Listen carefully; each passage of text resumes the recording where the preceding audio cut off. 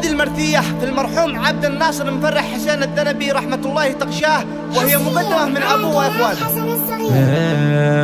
حسبي على الدنيا بلاويها تهدنا، أكبر طاعون رحلة عز الناس عندنا بصبر وثواب.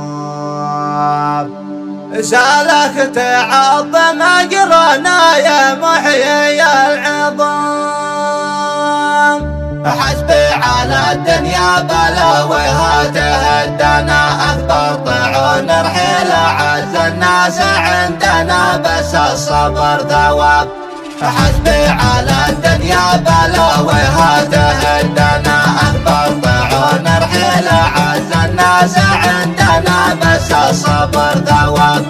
سالك تعظم أجرنا يا محيي العظام، كل الجروح تهون ما هي مثل جرحنا، لفظة عبد الناصر اللي غاب عننا في خيرة الشباب.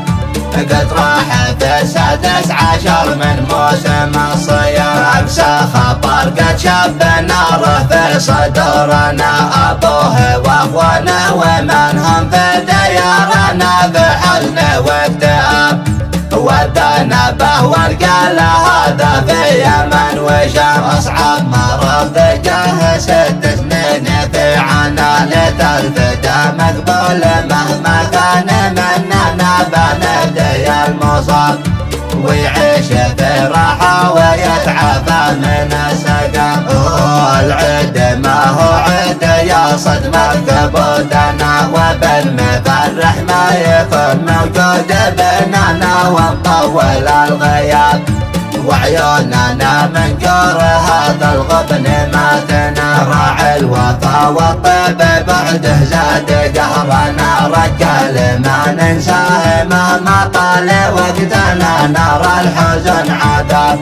مرحوم يا من حالنا من فرقته ضلا، دنيا دنيا كل ما في الكون للفنا، رب ارحمه وبالصبر تعصم قلوبنا يا منشي السحاب.